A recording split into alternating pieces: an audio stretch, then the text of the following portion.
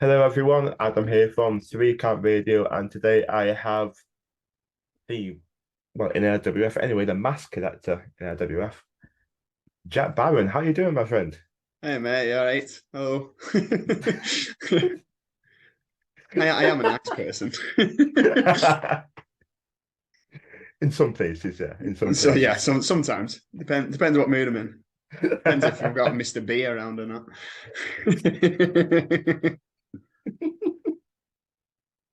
Absolute mental case, that man. I love I it. don't know. How have you been? What have you been up to? Not much. Just work, trying to recover from the hardcore match, which took way longer than I'd like to admit. But yeah, other than that, just yeah, getting on with life pretty much. Speaking of, um, a large run in LWF has been you feuding with the Los Languedols. Mhm. Like in that, the progression of that feud, what was that like for you feuding with Los Languedols? Uh, I enjoyed it actually. So I've been doing this a long time. People always forget. I've been doing this like 11 years now. And this is really the first time outside of my original home promotion where I've been able to have a proper feud. I'm Yeah, normally just brought in, do a couple matches, be like the guy who can put on an all right match, and then we move on for. Normally, I'm against the person who's starting a feud with someone else. mm, So this time was pretty cool to get a lot of my ideas out because a lot of it was my idea, like me and Mikey and everyone sort of worked together. But like the original whole concept of me stealing the masks and things like that was my idea. And yeah, it was cool. I liked showing a different side of me because I was a lot. I've been a lot more aggressive in this sort of story, which has sort of helped me find out who I am as the mask collector, I guess. But yeah, it's been fun. It's been a nice change. I've enjoyed it. yeah, and it translated to the fans as well because I think when you see Los Languedols and you see the reactions they get, Mm. that would only fuel you as the other side as well. That would only fuel you as well, the hero, the bad guy. Yeah, Because the reactions they get are organically very huge. yeah. No, that's. I think that's why I sort of wanted to work with them because they're still quite new as well, and I thought it would have been great to help them and see a different side of them because they've got the comedy, they've got the fans side of things down, which is great. And then I wanted to see what they were like wrestling wise and how they could get on. Say for the whole feud, which was like 6 months, I Yeah. wrestled twice at the very start against one of them. I can't remember what's his mask Disfisada. name. Yeah, against him and then against Mr. B at the end. So the rest was just me turning up and hitting them with chairs. Easy day at the office. Yeah, it was great. But like I say, I got to see a different side of them. I got to work with them a lot, which was quite fun. And like I say, brought a different side out of Mr. B, which was quite fun. Mm. Yeah, just he's a very fun character. Mm, He's very fun, but I really enjoyed the aspect of the feud, the reasoning of the feud. yeah, Like you wanting them to not like it isn't like Kane seeing a way back when or embrace the hate sort of thing. It's more like yeah, yeah, take yourself seriously. yeah.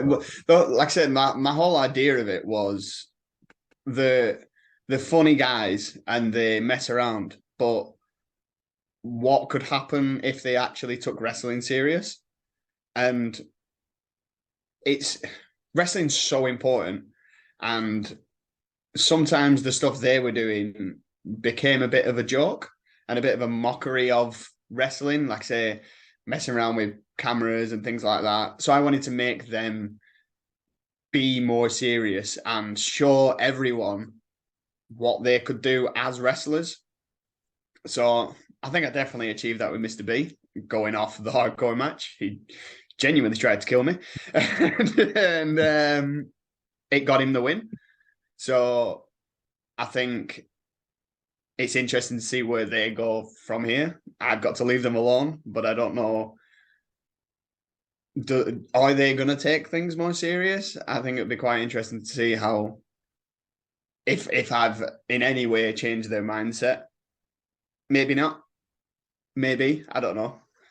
I It's think it's going to be interesting going interesting. forward, though. Yeah, that's it. It's actually, I don't know where it leads me now, but I think it'll be quite interesting to see where they go and what they do. I think they've got it in them to be more serious and to actually be proper wrestlers. But we'll see. Maybe it's changed nothing. Well, speaking of the hardcore match, I've got one question, and I'm 99% damn certain I know the answer to this question. We're going to ask it anyway for content's sake. How many of those ideas were yours?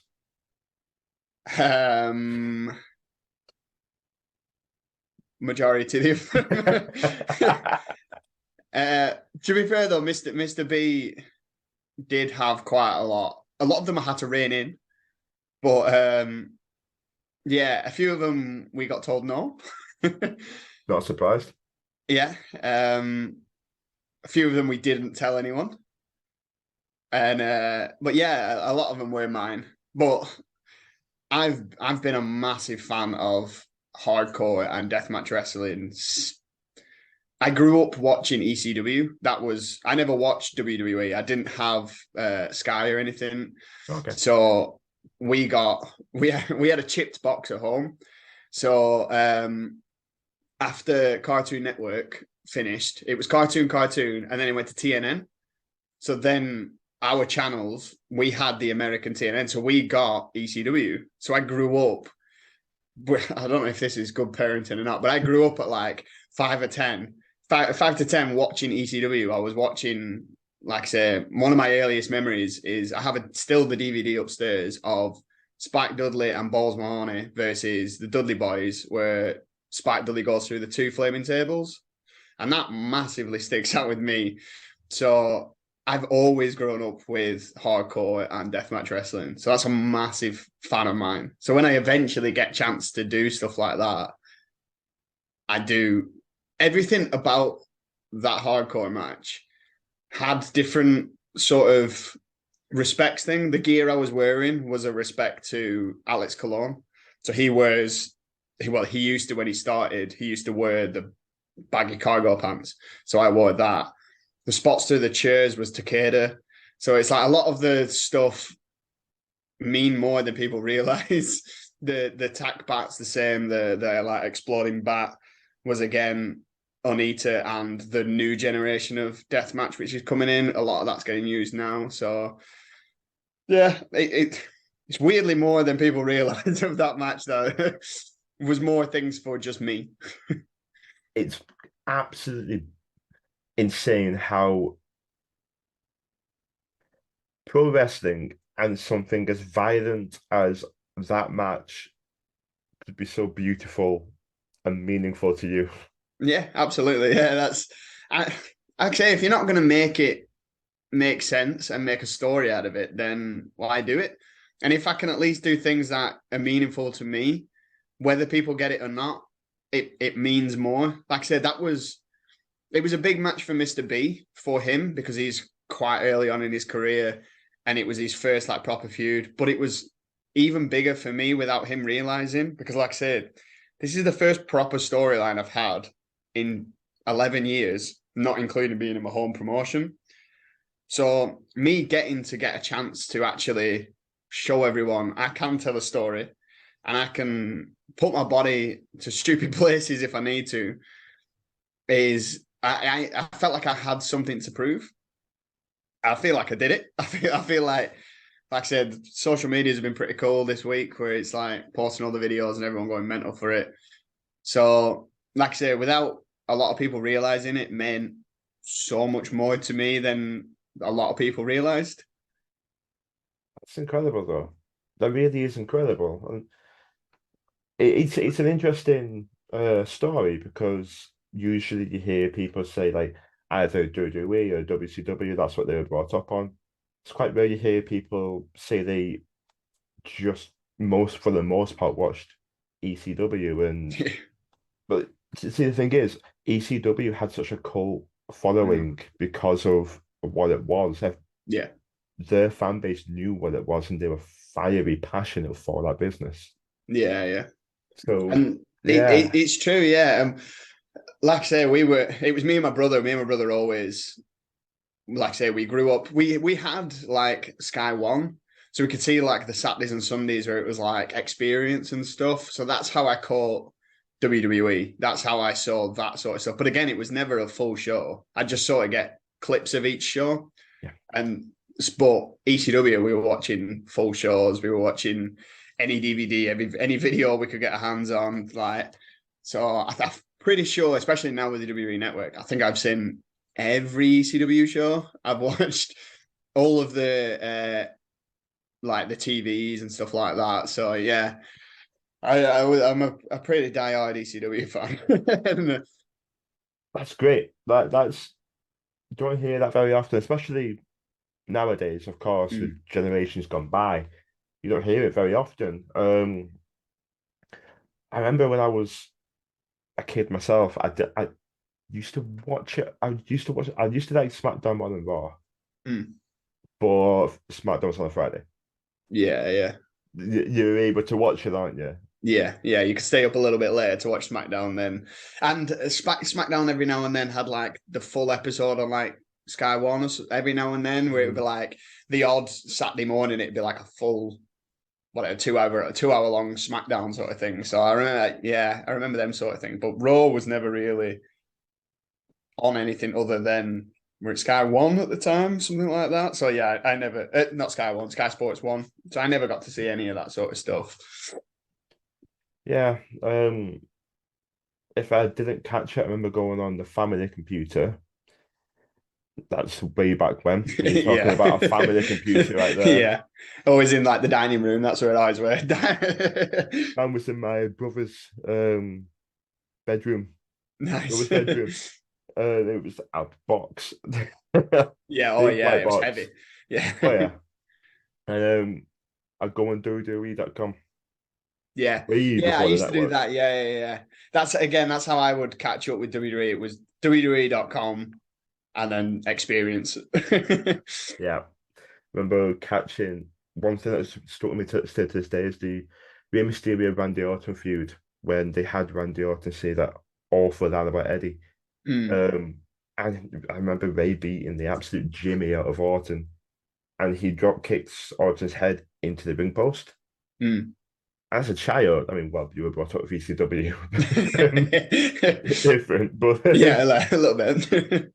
as a child, that's like just a little like just seeing that happen. That's quite it stick little things stick with you, don't they? Mm. Oh yeah, even with WWE, I remember like Zach Gowen getting thrown into the ring post with Oh, against Brock on the stretch, like all that sort of stuff. I remember even Ray getting thrown when he's led on the stretcher by Brock. Like the early 2000s are like that's when I sort of when it was like the early Brock and then the fucking SmackDown 6 and all yeah. that sort of period. I remember more of WWE sort of thing. I don't know how old are you?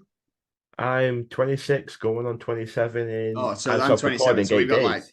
yeah, we got like around about the same period, so we'll Mm. remember the same sort of stuff. But yeah, um, and then I didn't. Do you remember WCW being on Channel 5? Did you ever watch any of that? WWE, CW, oh lordy no. No, WCW. WC, WCW was on Channel 5 for a WCW. little bit. Oh, Yeah, yeah. I never caught WCW. No, No, I never in my life caught it. No. no. So me and my brother used to watch that, but it used to be on with Battle Dome beforehand, which was Okay. bizarre. It was like America's own version of Gladiators, but it had like Terry Crews in it and people like that. But they all had like gimmicks. It was really bizarre, and I can't find it anywhere. Like they don't sell DVDs of it or anything, but it was like mad. And there was like a guy who did like voodoo and all sorts of stuff like that. That used to be on either before or after WCW, and we used to always watch that. And we used to watch that in my mum's room because it was the only place that for some reason Channel 5 only worked in upstairs. It was bizarre, but yeah, we used to watch that as well. So we'd catch pretty much any sort of wrestling we could. And then I went on to more indie stuff. Like, yeah. Again, into CZW. Oh, God. Yeah, Yeah. that's the indie version of ECW, pretty much. Yeah, oh, yeah. The spiritual following. Yeah. It was the spooky voodoo guy in like early 90s. He set that spell on, I think it was Ultimate Warrior. Papa Shango. That's it. Yeah, yeah. The Godfather. voodoo guy. Yeah. That's exactly what came to mind straight away. Yeah, no, the guy on Battle Dome, he looked like Papa Shango, but he had like the same sort of setup as Papa Shango, but looked like R-Truth. Okay. So if you can imagine that, he was like R-Truth, but danced around like Papa Shango. It was bizarre. But yeah, and then Terry Crews was like, I'm sure he was like a pimp or something. And it was so weird. Does not surprise me. Yeah, it was so busy. And of course, he had no shirt on at all times because Terry Crews. Yeah, that was an odd show. That, but like, it was like their version of Gladiators before they brought over Gladiators. Honestly, if there was a celebrity that I would love to see come over to WWE or any form of wrestling, it is Terry Crews. You know he'd put everything into it. Yeah, oh, absolutely. It would be hilarious. Yeah, but I think he'd have to tag like with like Titus O'Neil or something like that, because I feel like they look exactly the same and they just throw people around. He'd do the robot while he like barks behind him. You know what I mean? 3-man tag with Titus O'Neil, Terry Crews, and Shaquille O'Neal. Big Shaq, yeah. Well, Big Shaq's already done wrestling. I mean, he was at AEW for like one show. So absolutely, yeah. Against like Rey Mysterio and 2 other luchadors. yeah, that would be funny. I'd be down for that. Anyway, we why is a tangent there? It's fine. I'm gonna say you haven't talked about tigers yet, so you know.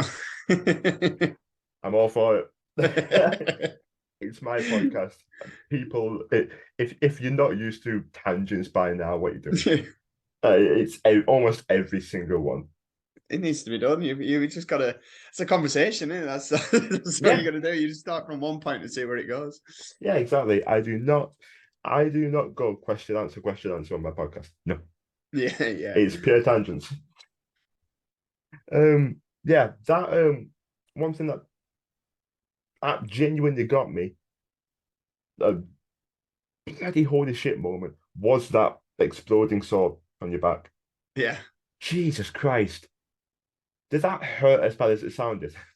It burnt more than I expected. So so I'm not too sure what burnt. I don't know if it was I don't know if people haven't seen it.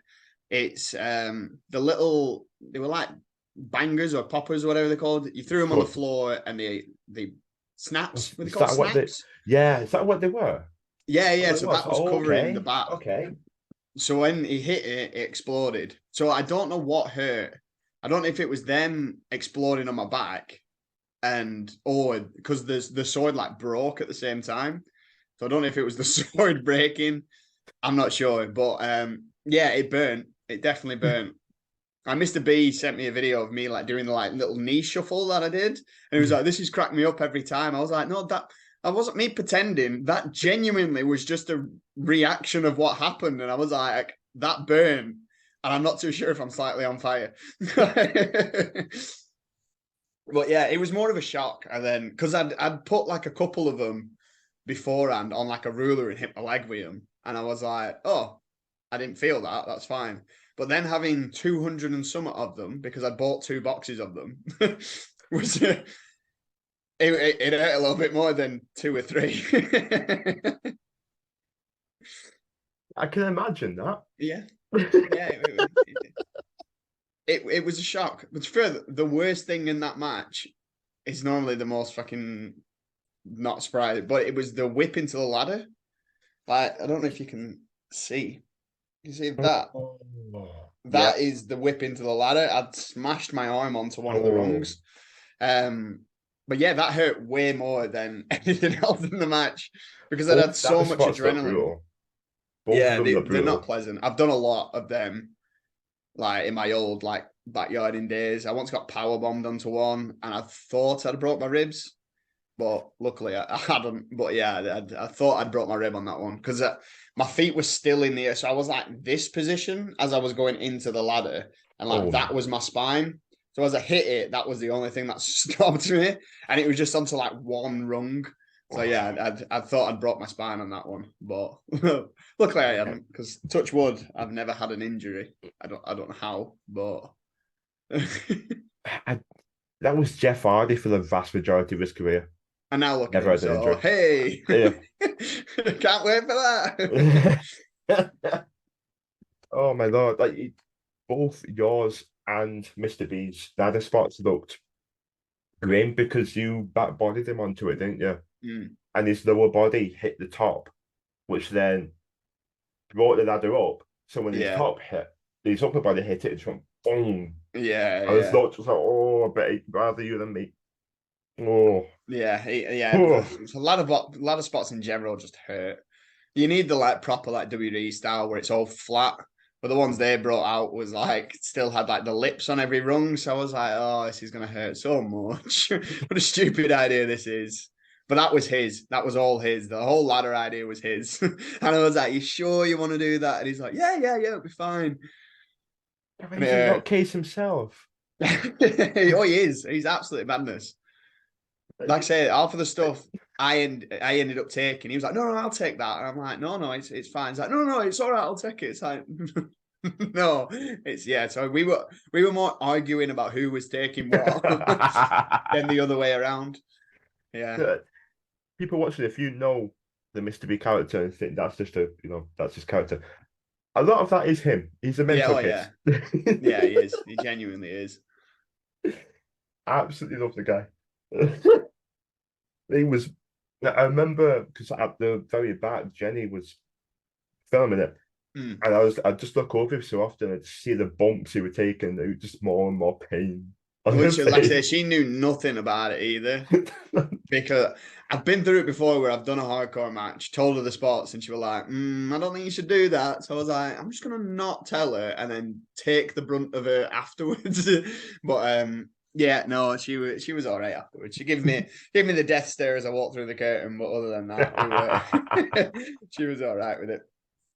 As long as I were walking, I think she were happy with it.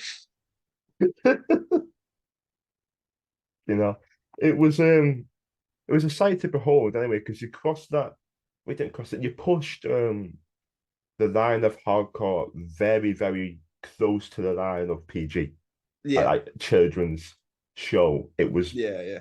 very finely done. I personally I thought it was going to be the main event. Yeah, me too. But that's an argument for a different day. It shocked me as soon as I heard it being announced. I was like, okay. And I understand why the world title will be last. I get it. Yeah. I understand that completely. But it did shock me. Yeah, I did Yeah, I think think that. when I found out, it sort of put a fire up my ass to be like, Hmm. all right, I'm going to prove you that this should be the main event. And I think we kind of were, but we kind of we had like well, I'll show you, try and follow this sort of thing, which isn't always the nicest thing to do, but sometimes you've just got to back yourself and be like, I could tone this down because I'm only the third match on, or I could do a feud ender properly and let's go balls to the wall and just see what happens, which is I think what we did, and I think we proved maybe we should have been main event, but I think we did all right. Well, I agree. Very much, yes, you did.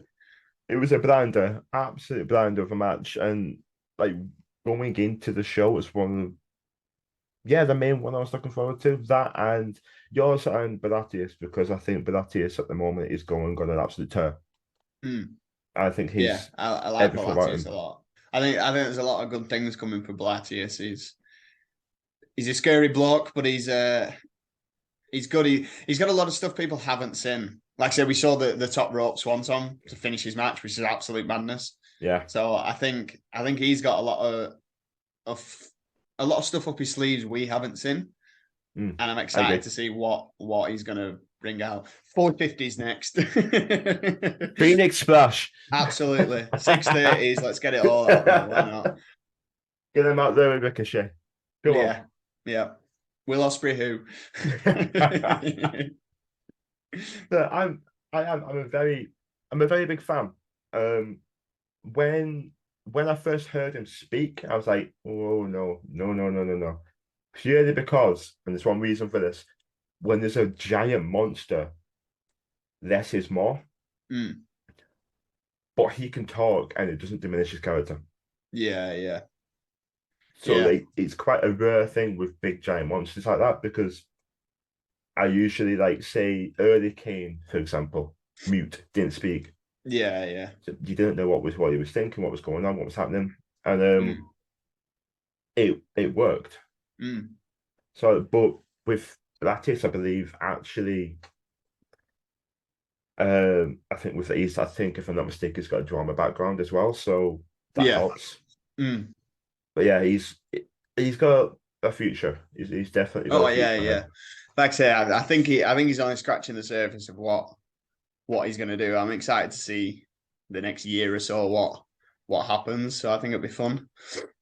Yeah, definitely, definitely. But Yeah. yeah, I think the entire show was one of the best I've Mm. seen in a long time. Yeah. I'd confidently say that. In fact, I'm going to say Mr. B. Yeah. I did. I messaged him saying exactly that. I say that for a very long time, I think that's one of your best. Mm. Yeah, I think they're taking it in a good little direction, and it's not too much anymore. A lot of sometimes some of the shows were running way into the night and things like that. So I think that helps them with Yeah. them getting shorter, and it's focusing on 6 matches, 7 matches, and not 8, 9, 10. You know what I mean? Mm. Where it's just especially for a crowd like that, they don't need too much. Like you said, less is more. And I think that's going to be a good thing for them coming forward. They can focus on 2 storylines, something like that, and it be important instead of everyone's in a storyline and everyone's got something going on. Focus on your champions, focus on your stories. And I think the shows are just going to get better now. I really do think that. I think they've got their heads screwed on now and they've had a bit of a reset and it's good. I'm excited to see where they go because they're working hard backstage doing different things and everyone's working together. So it's a good group that of guys and girls. So everyone's excited and everyone's looking forward to doing shows. So I'm excited for them. Yeah, couldn't agree more. Genuinely couldn't agree more. You've got the Monday Night Mutinies as well, Mm-hmm. which as of recording, there is one on the weekend. Yeah, yeah, Um, there is. Yeah. and yours truly is an interviewer for Monday Night Mutiny. The Woo. that is very fun. Um, but yeah, like even mutinies, there's a change. There's tweaks and changes to the mutinies as well, Yeah. and it feels controlled. It feels like the shows of you're right. They've been condensed, but they've been controlled. Yeah. Yeah. And yeah, Yeah. it's It's good. more like I say, we got 15 minutes for our match. Before, if it was 10 matches, you'd get 10 minutes. You can't tell a story with that sort of time. And if it's something important like us or the Reynaldo story that's going on, or even Joey, Danny, and Synergy, Yeah, like they need time to tell these stories. The girls need time to tell their stories. The tags need. Everyone's got their own. Especially, I think that's why that show was good because everyone had a different story to tell. There was synergy with the tag titles, and the veterans going against each other, their story.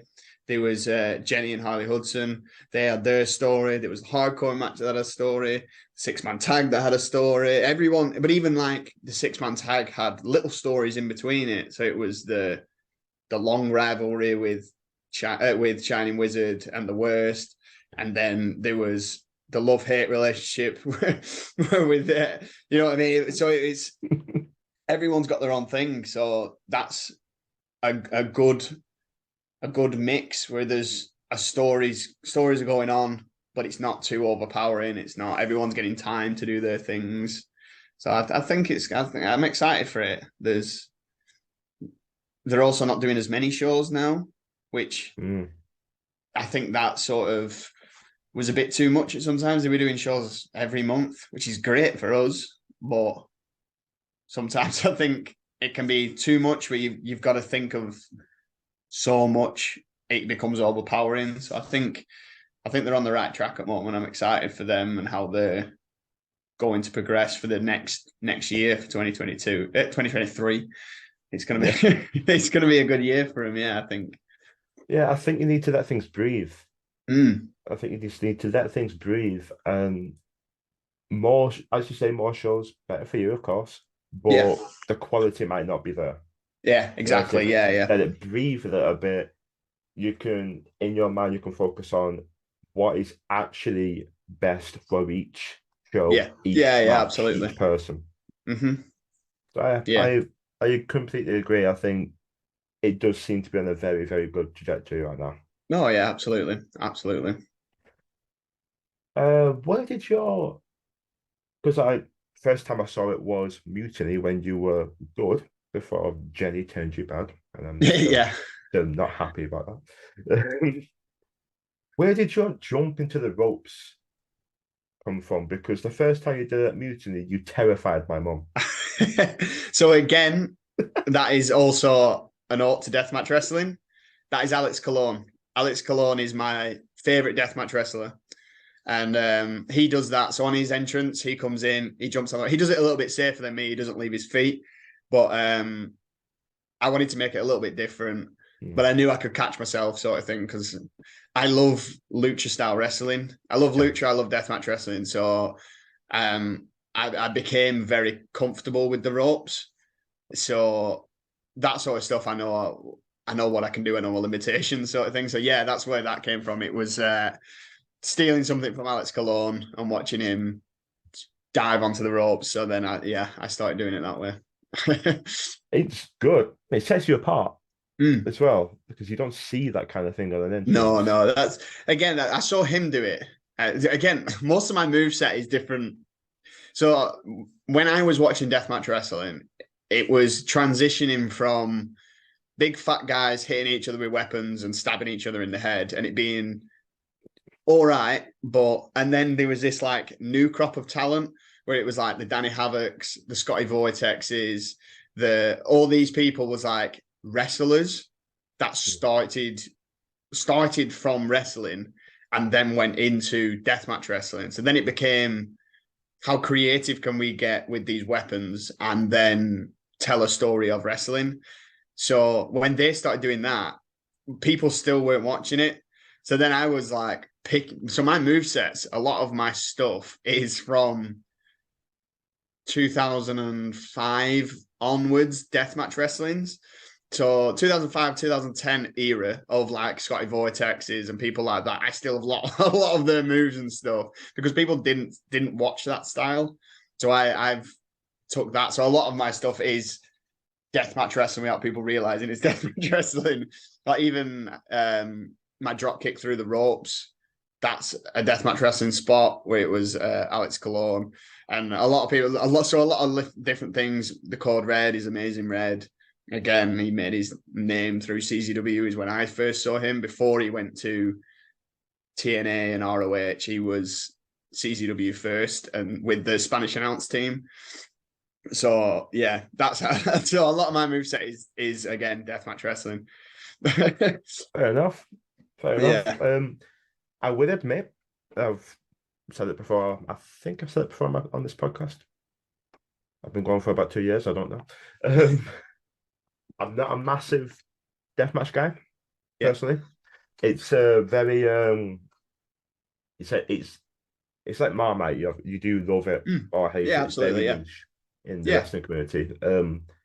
I did see one for the first time live last year. Not the Extreme Fears just gone, the one last year. Mm. And it's something to behold actually being alive at a You get an legitimate death adrenaline match. rush, don't you? You get an adrenaline rush being there because you're like you don't know what's what's gonna Mm. happen. Yeah, You're yards away.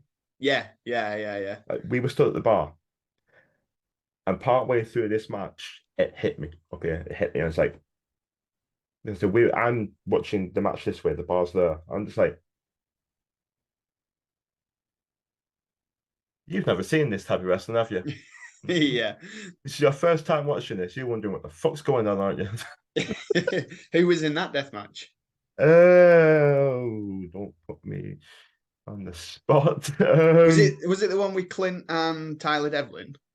Not Tyler Devlin, but it was Clint Majera. Yeah, can't remember who it were. It's Clint Majera and Big someone Joe? Was it else. Big Joe maybe? No,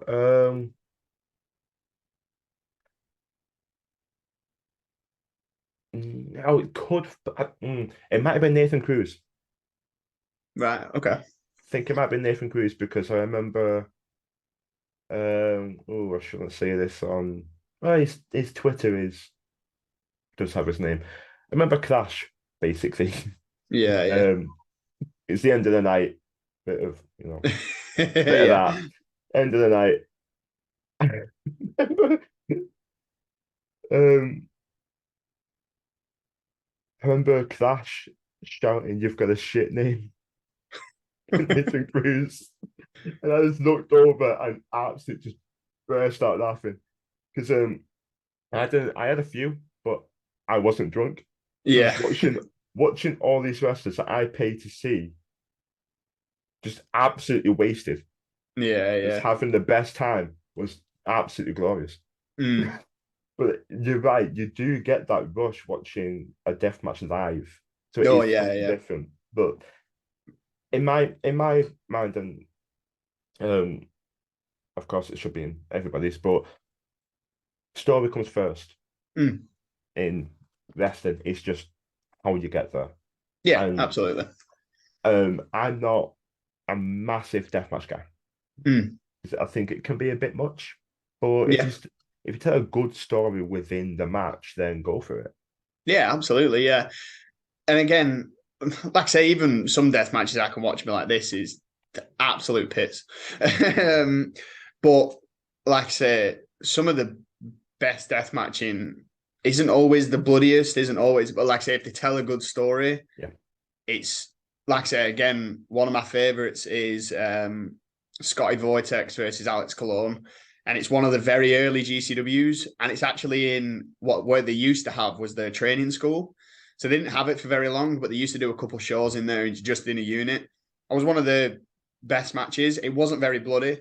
It wasn't very. They had tubes, but they didn't use a lot. But it was all really creative, and it was like they were doing really clever spots where it was like that was interesting more than oh he's just stabbed him. That was the problem with deathmatch wrestling at the start. Had such a bad rep because it was Insane Lane and people like that who are still going now, but some of these big fat guys who could hardly walk The and they're just Butcher. and they're just hitting each other for no reason.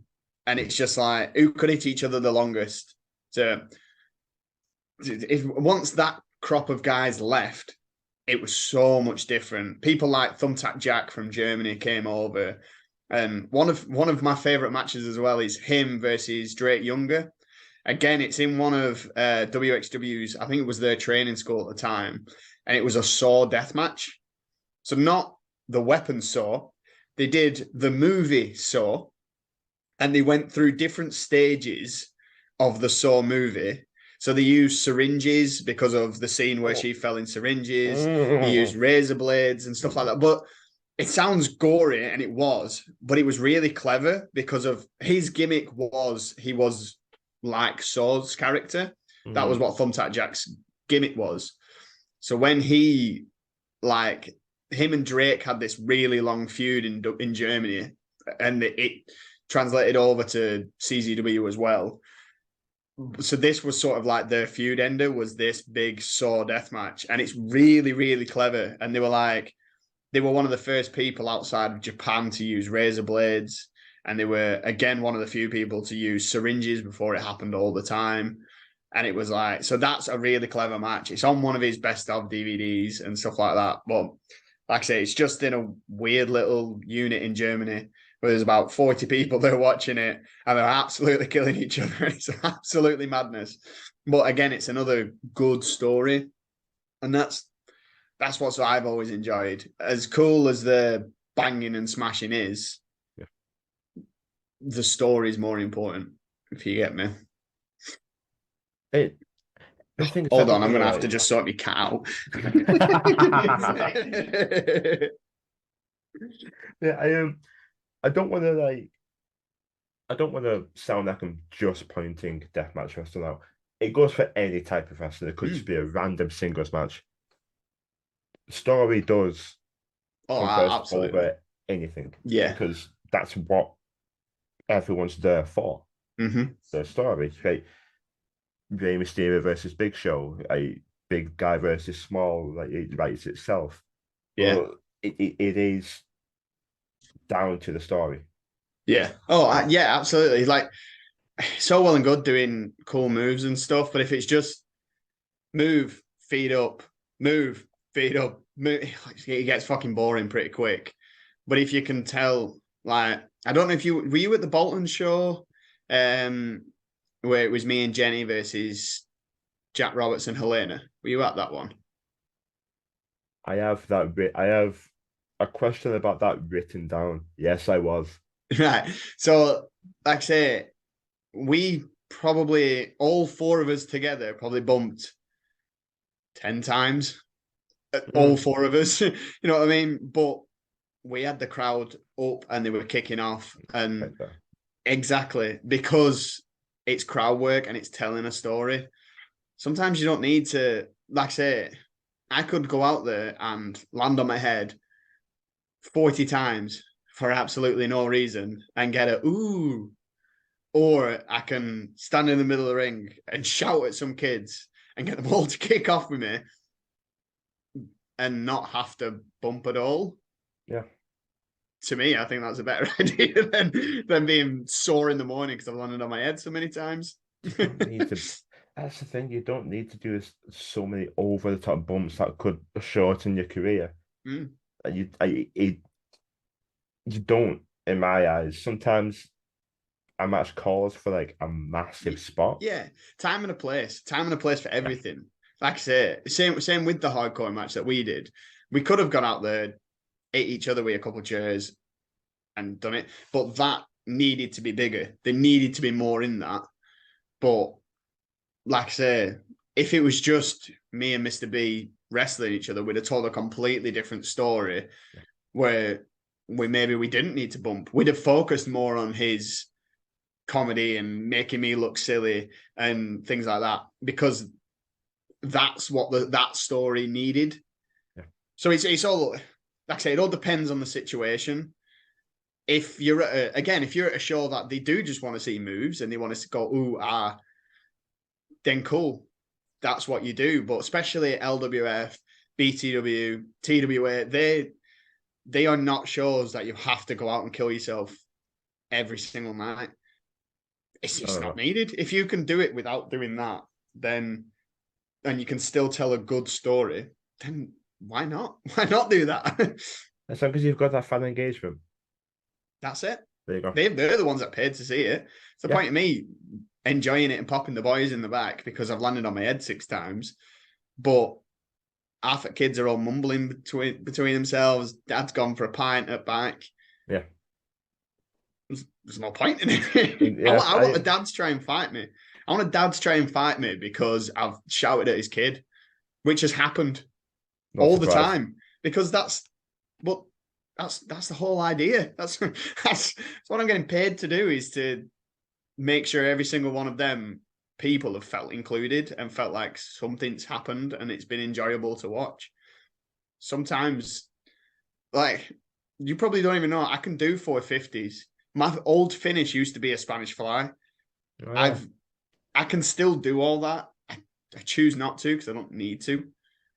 Plus, if you, well, you play heel vast majority of the time, Hmm. the babyface is going to be the one to bust out those big moves. Yeah, yeah, You're going to be the absolutely. one cutting them off. So you Yeah, don't really need to do yeah. that. Like I say, If it's you all feel that about you want to making it one make up sense. him, then Yeah, yeah. But exactly. If the story calls for that. yeah, Like I say it's all down to story. That's always been my psychology anyway. Well, no, it wasn't. It wasn't always my psychology. Again, me going from I was I wasn't technically a backyarder because I never wrestled on grass. My brother did and all his mates. What I did, what we called was underground wrestling.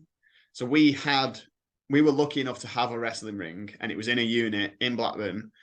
And that's how I started was underground wrestling.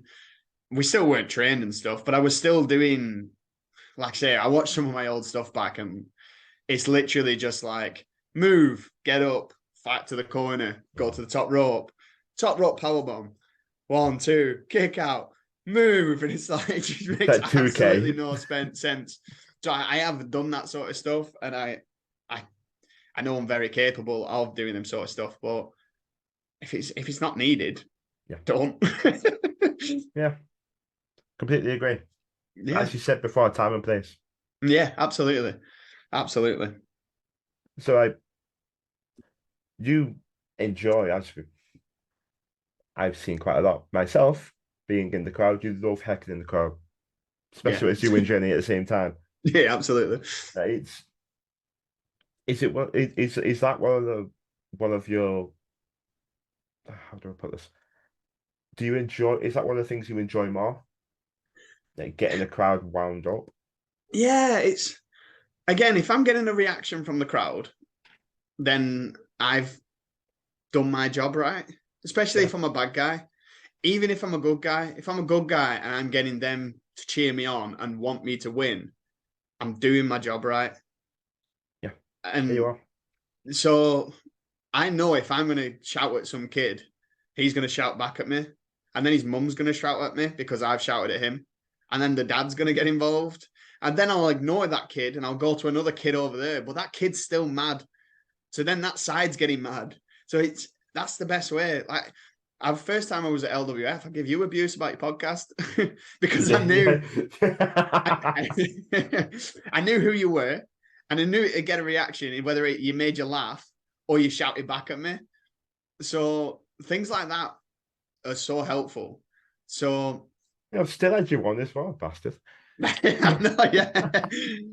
But yeah, it's all about crowd reaction. They're the ones that paid the money to see us. So if they're not having a good time because I'm focusing on the guy I'm against and we're just wrestling and like I say, doing moves and doing the story that we want, it's not about the story we want, it's about the story the crowd wants. So whether we've planned something 3 days in advance because that's set in our head that this is the story we want. If that's not the story that crowd wants, then what's the point in doing it? Because they're not going to enjoy it.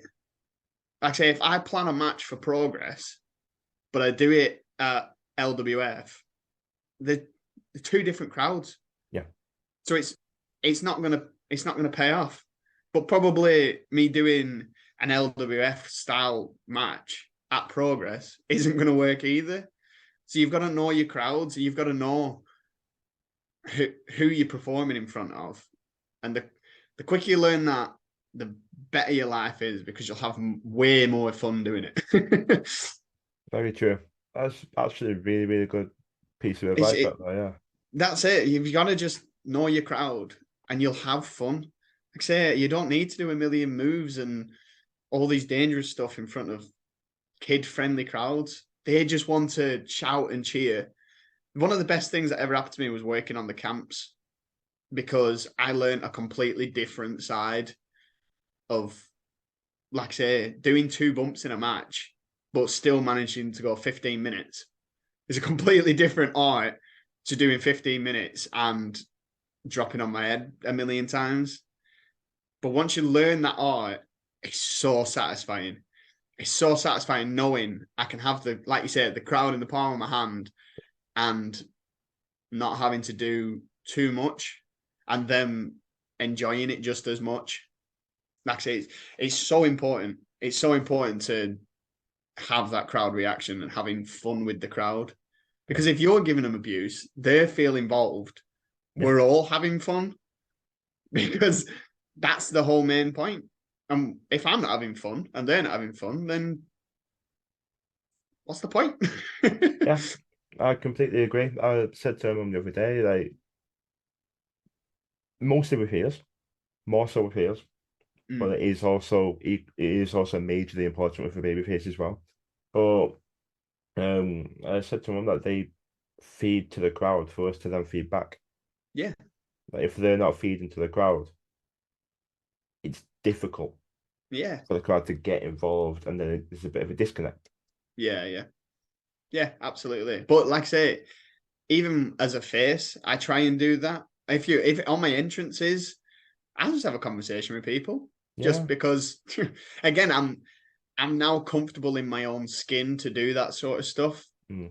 which is a very once when people are starting out, they're all so focused on what they've got to do in the ring. They forget the little bits. And the little bits are what are so important about wrestling. So me just coming out, I'll high five you. Hey mate, you all right? We all having a good time. How are we doing? Because again, they're like, oh, that guy asked if I'm having a good time. That was funny, weren't it? People haven't done that yet. It's just a bit of fun, isn't it? It's just I mean, I will take wrestling very, very serious when I'm in them ropes and the guy's coming at me. But if I can beforehand interact with a couple people and look like I'm having a right good time, then they have a good time because it's easy to, if they can tell someone's enjoying something, they enjoy it. And again, I think a lot of people who are so set on, I need to do this bit of stuff in the match, don't look like they're enjoying themselves and don't look like they're having fun. Once everyone starts relaxing and enjoying what they're doing, everyone has more fun. The reactions of the crowd is so much better because they're not so set on what happens. The Say, if something goes wrong in a match, something goes wrong. You don't know. Exactly, Just exactly. And I have hate fun. fans that pointed out, like relentlessly pointed out, yeah, something went wrong. So what? Yeah, move So on. what? Have a laugh. We're human. 2 is human. Something goes wrong. As long as you got to the end of the match and you're both safe. Yeah. Like I said, that happened on one of the mutinies.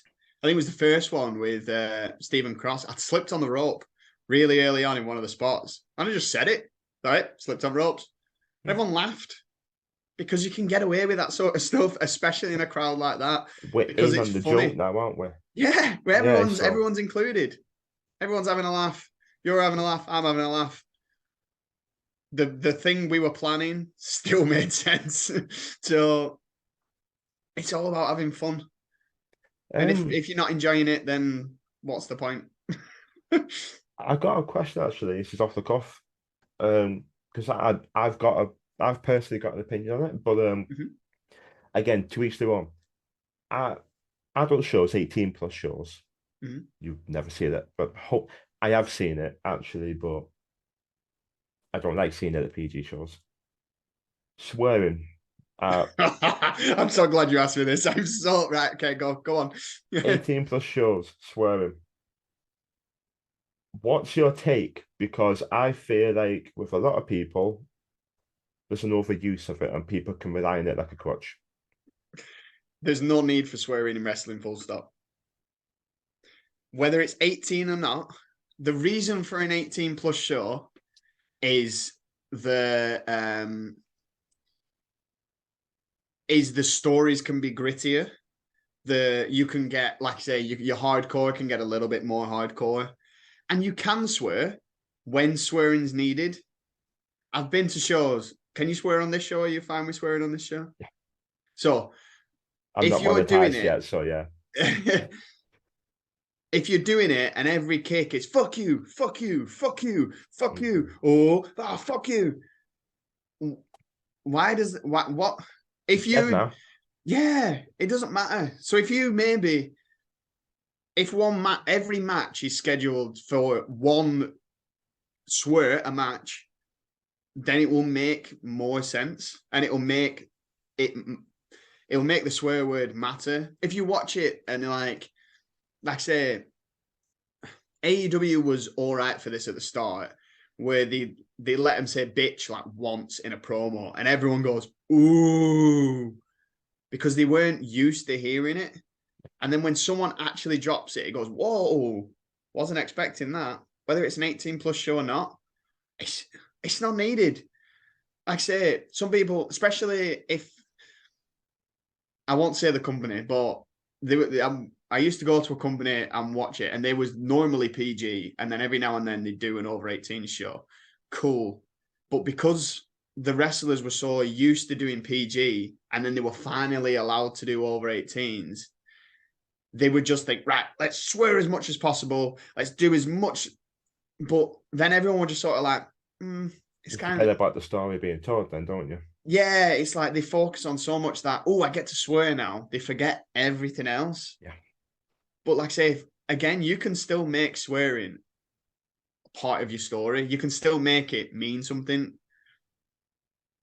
If I you agree. just do one, oh, we're back and forth, we're back and forth, we're back and forth, fuck you, Bosh. Yeah, He drops. Then they're all like, works. whoa, Mm. where did that come from? That was a little bit extra energy they giving that, you know what I mean? It was a Yeah, bit more forced that one shot. But again, if every shot's fuck you, fuck you, fuck you, fuck you, no fuck you, no fuck you. there you go. He No, becomes he's dead then. Oh, he's back. hello, that was odd. Was that me? Did I do something? I think Zoom got sick of the fuck yous and it's just done. Yeah, yeah, yeah. But yeah, if you're doing that every single match, there's no need for it. It's boring.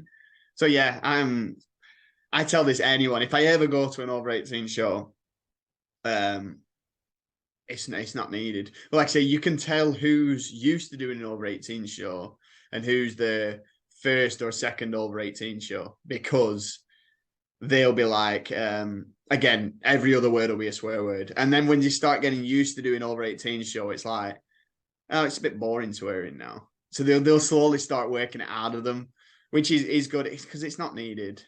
It's not. And like I say, it means nothing by the end of it. For example, I've got an example here. It happened at the most recent Raw. Mm, Don't know if you've seen it. It was a no. promo between Io Sky and Asuka, Yeah. and they both started just going at each other in Japanese. And on a Western show in WWE, and they're going at each other in Japanese, they had subtitles underneath, which I think was brilliant. It was Yeah. hilarious. But if they didn't, they could say anything. Oh, yeah, absolutely. They Yeah. could say anything at all. So they're going off and off and off and off. And then Asuka kept saying, at the end of it, Asuka kept saying Baka, Baka, Baka, which means stupid, I believe. Yeah. She kept calling stupid Baka, Baka, Baka over and over. And then Io just goes, bitch. That works. Exactly. That works. That's hilarious because the one English word called her a bitch. And And everyone was like, ooh, everyone's shocked. then they come to It can blows. escalate, they can attack each other. That Exactly. works. And I Yeah, think yeah. that was a beautiful promo because it reminded me back to when Asuka in NXT started talking Japanese to Nia Jax. Mm. And Nia sold it like a champ. She's like, holy shit, what the hell's going on there? Yeah, yeah. You don't know, do you? And Yeah. That's it's it. so Yeah. visceral. It's Yeah. brilliant. So yeah, Yeah. I think a lot of so at promo class with the legendary Chris Brooker, Hmm. love the man. Um certain ones he says, okay, we're out for your shot, we are PG, try and keep that out. Other ones, free reign, do or say what you want. I still try not to Yeah. because I don't know.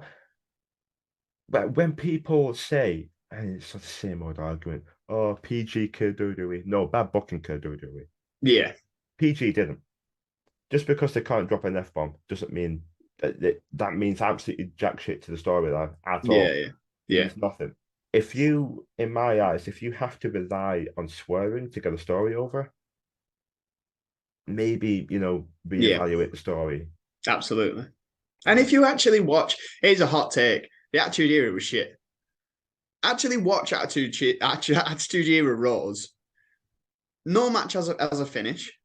There's always a run in. There's always a DQ. There's always a count out. There's always 12 people coming in.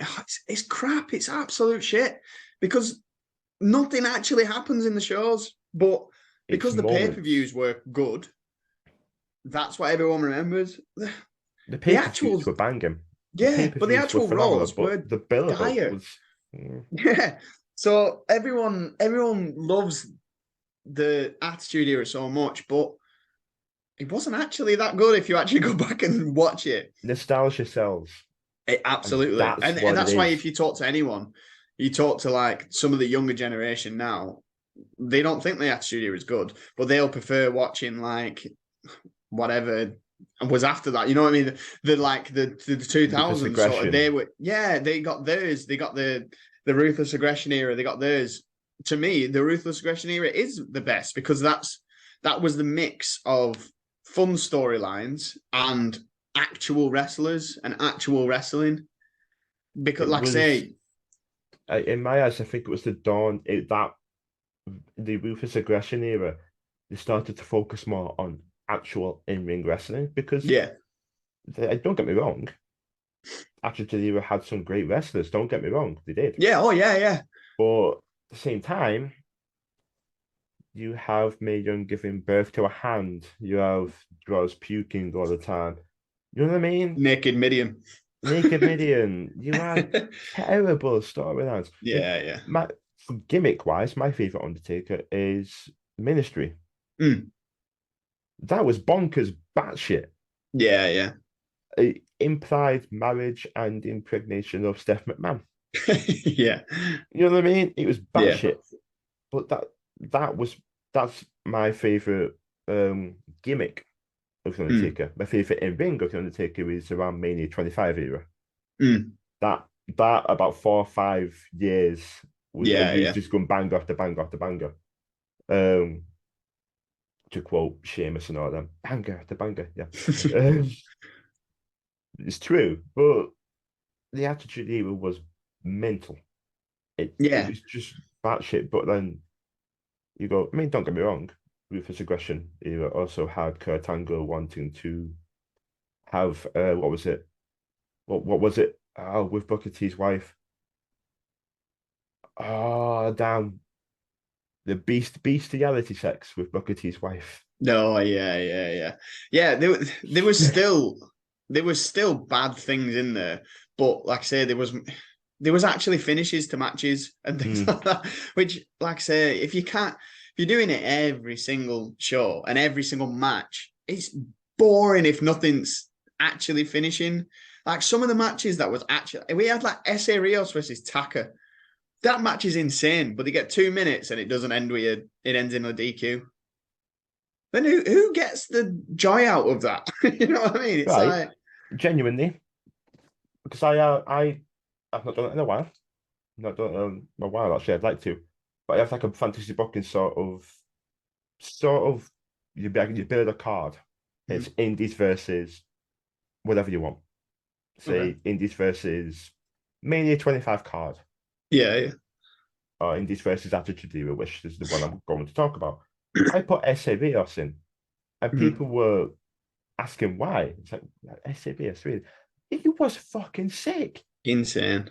He He was was so insane. He good. just wasn't given the chance. If he'd have gone to WCW at that time, he'd have probably done better because he would have got to shine. But even still, they got they got the time and they got to actually show what they could do. But He they were has a never great gonna, cruiserweight, great yeah, they cruiserweight were division. never gonna Yeah, do anything in WCW because they were just there to fill a spot. yeah. But they at least got to show what they could do over there. But sadly, he was in the different company and it didn't work. But his actual wrestling was insane, and Mm, he was still good. I don't know if he's still going now. I feel like I've seen him in the last couple of years, and he's still just as good. I And it's agree. like loads of them are the same. I don't know. It's the same with like people like Taka. Again, if you watch Taka's run in ECW, he was a completely different person. He was insane. He was so good because he got time to actually wrestle. Same with Super Crazy and Psychosis and all them lot who got to do their ECW run. Tajiri, Oh, Yoshihiro Tajiri in ECW was insane. Was a different animal. mm, yeah, like Mysterio and Psychosis, you could just stick them in the ring anywhere, doesn't matter, Yeah. in front of 10 people or a million people. The And he'd reaction would be still the do same.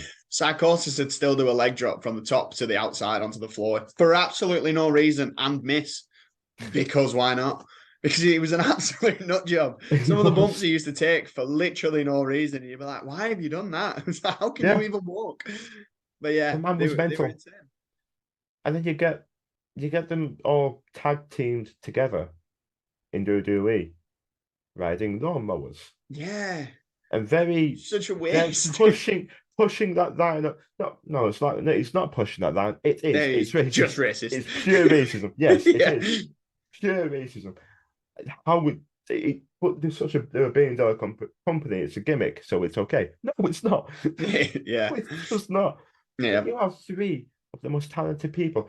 At that point, they were doing WWE CW, Yeah. and you had those three on SmackDown not doing a thing. Stick them on WWE CW. You know, Yeah, but then they'd this have to were wrestle like the easy. zombie or the fat, naked, oily guy. Very true, yeah, very true. But if you want to like revive ECW, Let the guys who can actually wrestle do it. That's why One Night Stand. cruiserweights, Yeah, that's why cruiserweights. One Night Stand was one of the best shows ever because they just let the guys do their thing. They they let Masato Tanaka and Mike Awesome kill each other for 15 minutes and just let them do it because that was ECW. If you It's not. micromanage every little thing, you're not going to get a good quality show. Yeah. You're not. If you micromanage every little thing, that's why I think WWE is changing for the better now because I don't think Triple H is micromanaging every single thing they do. He's letting them. I don't know what it's like. I'd love to be flying the wall. I Yeah. think we all would, but I don't know what it's like backstage to WWE. But it does look like now he's giving them a basis on what like we need to go from here to here. This is what we need to do. Go, Yeah. and they have Again, it gives creative the freedom. wrestlers more fun and gives them time to think. Again, none of them can cut a promo, and then they get because they've all got scripts to read. But you can't be passionate about someone else's writing. If Austin had a promo written out for him, he wouldn't be the biggest star ever No. because all his promos were him. Yeah, It was him coming from his heart, talking to the boss, the man who's keeping him down. yeah. And back then, If a yeah, writer who's normally writing a comedy show has then been signed to write promos for WWE, if they're telling Steve Austin this is what it's like to be a redneck from Texas drinking beer, but he's from Chicago and he's got no idea, it doesn't work. That's you know no, what I it mean. doesn't. So It's like that's why. one man gang Yeah. turning into Oh, oh, what was it? What was it turning into the Hakeem the Akeem the African African Dream. Dream? Yeah. He's an American, a white American from like Boston or something. I don't know. But he was a solid mid carder who had, as the one man gang, a decent mid card Yeah. career. He did Yeah. actually have a decent mid card career. Yeah. And then he turned African. Yeah. Yeah. Just what? Well, yeah, just sure. Why not? Yeah. Why not? Just do the Do dancing the on. little Go for wiggles. it. Yeah. Yeah, just do it. Yeah, great.